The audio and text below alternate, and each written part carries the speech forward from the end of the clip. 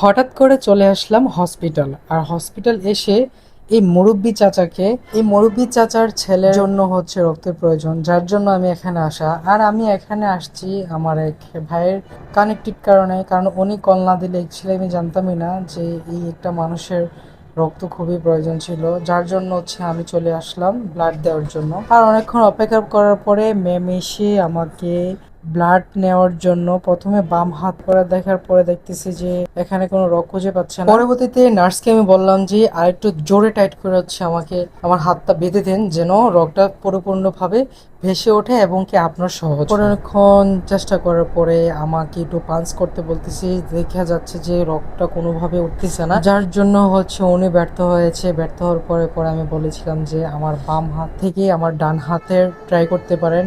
পরে অবশেষে দেখতেছি ডান হাতের রগটা কোনো রকম ভাবে ভেসে উঠতেছে। দেন হচ্ছে এখান থেকে কাইন্ডলি পুরোপুরিভাবে রক্তটা আমরা ডোনেট করি। আর রক্ত দেওয়ার সময় এমন একটা প্রবলেম পড়ে যায়, এত মোটা সুই দেখলে মাথাটা পুরো নষ্ট হয়ে যায়। এমন কারা কারা হয় অবশ্যই কমেন্ট করে বলে যাবে। তো নার্স সাপোর্টও খুব সেন্সিটিভ ভাবে আমার কাছ থেকে ব্লাডটা খুব নর্মালি ভাবে নিয়ে নিয়েছে। আর আমি এর দিক দিয়ে হচ্ছে পাঞ্চ করা স্টার্ট করে দিলাম। আর আমি আমার লাইফে ব্যতীত আম্মুকে ছাড়া আমি কাউকে ব্লাড দেই নাই। সো এইটাই হচ্ছে আমার সর্বপ্রথম যে কোনো অচেনা একজন মানুষকে ব্লাড দিলাম। আর আলহামদুলিল্লাহ খুবই ভালো লাগছে।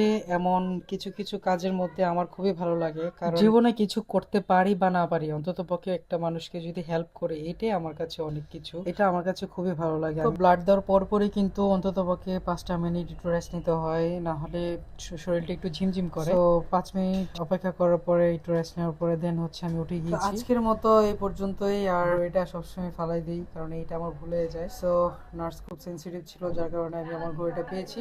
আর এখন চাচার থেকে আমি বিদায় নিয়ে দেন হচ্ছে আমি চলে যাচ্ছি সোজা বাড়ির উদ্দেশ্যে। So thanks for watching my video. এই পর্যন্তই। ভালো থাকেন, সুস্থ থাকেন, আল্লাহ হাফেজ, বাই বাই, টেক কেয়ার।